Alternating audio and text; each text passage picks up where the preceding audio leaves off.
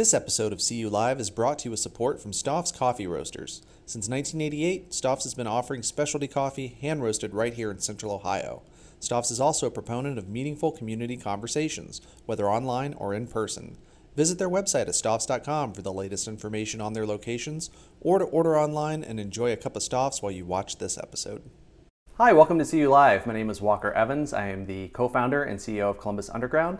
Joining me today is Mo Wright, president of RAMA Consulting. Mo, thanks for joining us. Hey, glad to be here. Cool. Wanted to talk to you a bit about an important topic here in Columbus, the future of growing minority-owned businesses. Yeah. I know it's something you're heavily involved in with your consulting and a lot of the leadership work you do, so I thought you'd be a great guest to talk about this topic. Yeah. In doing a little bit of research, I was kind of Googling, lists, like the top cities, top states for minority-owned businesses and minority entrepreneurs. Columbus wasn't showing up in the lists. Yeah. I searched all these different lists, different methodologies, all these sorts of things, and Columbus, the ones that it did show up in, it was like 30th place. It wasn't even in the top 10. So, in a nutshell, do you know what we're doing wrong? Like, what are we missing out on? Well, I will say Columbus is getting a little better. I think some of those cities, I imagine Atlanta, as an example, was toward the top, right? Well, when you think about growth of minority business in Atlanta, it was not happenstance. It was intentional. And it started with public policy. It was Mayor Maynard Jackson saying that, if you want to help us build the Atlanta airport, you've got to come to the table with a minority contractor, right? And so what happens is, as government makes those kind of requirements happen, that money starts to perpetuate itself, right? So now businesses start to grow, they hire more people, those businesses spin off, and now you develop this ecosystem of business development that's happening in those cities. Columbus didn't have that exact model, right? And so now we're getting to the place where there have been folks who've done quite well in Columbus, but we haven't got the spun off yet. It has not happened as much or as rapidly as some of those other cities. But I think it's starting here, and I think there's a lot of potential for startups in Columbus and from people of color to take part in those startups and do very well. Yeah. So you're saying those kinds of things just kind of take time to build, take time, absolutely, and grow, that sort of thing. Yeah. Well, over the past year or two, I think we've seen, kind of a renewed focus on injustice in a lot of different ways. Having a very contentious presidential election, the Black Lives Matter protests. I think some of that has spilled over into support for Black-owned and minority-owned businesses in different ways. Yeah. We even published a couple of lists of like, hey, if you'd like to help out with these kinds of businesses during a pandemic here's the kind of people to support. Do you think we're going to keep sort of seeing that moving forward full steam? people continuing to make sure they're intentionally supporting minority-owned businesses? I hope so. Yeah. I hope so. What I have seen is a very focused effort in trying to have a broader community conversation around equity. And certainly a part of equity is going to be wealth building, making sure that there are opportunities for all folks in our community to thrive and to grow.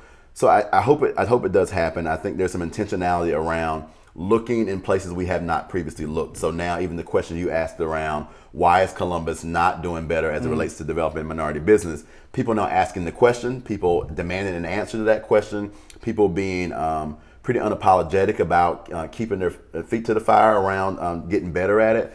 All of those things I think are good ingredients to make sure that trajectory continues, and so we have more business growth among people of color and minorities in the community. But it's got to be sustained effort. It also has to be buy-in from our public policy arena, where there's got to be, we got to look at strategies that really help to make sure those businesses get off the ground. They have the kind of capacity they would need to be able to grow.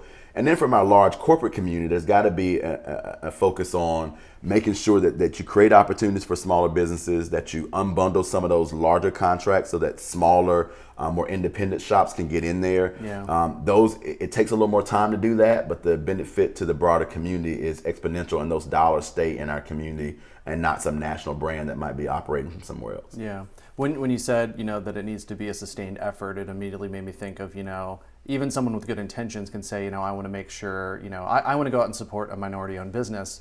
They go out, they do it, they feel like they've checked a box, and they're like, okay, I can feel good now, sure. That's done, and then kind of go back to their regular routines. And it sounds like you're saying maybe it's more about changing a long-term mindset, changing routines and habits, and getting probably to the point where you're supporting minority-owned businesses without even thinking about it, because it's just a part of your daily routine. It's a part of your daily routine, and I think, and it shouldn't be out of this benevolence, right? Right. At the end of the day, good you want products, the good products, good service. services, Yeah. and I'm telling you, they exist. And if you run into one minority business, don't paint all of them with the same brush, right? Right. There are majority businesses that don't do great at customer service or Right. quality or delivery of product. They're minority businesses the same way, and so I think you've got to give folks the license to be their own independent business regardless of color. And at the same time, it's not, when I have a bad experience or I don't get the kind of service or what I'm expecting, then move on to another minority business, but don't write them all off, right? Right. And so I think we see that sometimes, and it's unfortunate because unfortunately the minority community does not do the same thing, right? We tend to give folks a lot more opportunity to serve us differently the next time around. We're just asking for the same opportunities to be available for those minority businesses. Cool. I think a lot of times when people think about like the buy local, support local, shop local types of movements, I think the default thought is food. It's restaurants, it's coffee shops, maybe some retail. But there are a lot of other kinds of businesses, local, minority owned or not, that you can support. Are there, things that you would encourage people to think about a little bit differently, whether it's like banking or insurance or some of those other kinds of small businesses they can seek out? Yeah, I mean, some of them, the big boys in certain industries are going to always kind of control the market, but there are opportunities, like you said, banking and financial services. So do you have a minority financial planner? It's a great place to take a look at, right? Marketing, communications, a lot of super creative firms that are minority owned in this community who can do a great job of helping to really push your brand that might not be the big boy shops in marketing that you would think about. And so, those consulting, obviously, a lot of expertise, particularly after a pandemic. A lot of folks are now thinking about how they can offer their expertise to the market. A lot of independent consulting opportunities. There are larger firms like mine from a consulting perspective, but there are also independent individual who are able to kind of give a lot of expertise, a lot of experience, and won't cost you as much as some of the larger shops. So all of those become opportunities to spend locally and with those businesses that also can deliver equal quality. Cool. There are a couple of apps and websites that kind of list minority-owned businesses here in Columbus, and we'll provide some links to those in the details of the video. Sure. Any resources you want to specifically call out, either for helping people to support those businesses or for those businesses to be able to grow? I don't necessarily subscribe to a lot of them. A lot of them just kind of are in my sphere one way or another. But one that's been really, there's a particularly for African American owned businesses, there's a black owned business Facebook group, and it's got now thousands of people in it, and they are very active in terms of being very intentional about promoting each other as well as providing their marketing to others who might be able to use those services. So that's one I think has been really helpful, from getting a plumber to a contractor to somebody who does marketing. So that's one, and I'm sure there's a number of others that you all could provide. But ultimately, I think it's about the intentionality. Right. It may take you a little research on the front end, but it can pay dividends on cost savings and quality on the back end. Cool. Well, thanks so much for taking the time today to chat with us about this. Hey, glad to be here. Thanks a lot.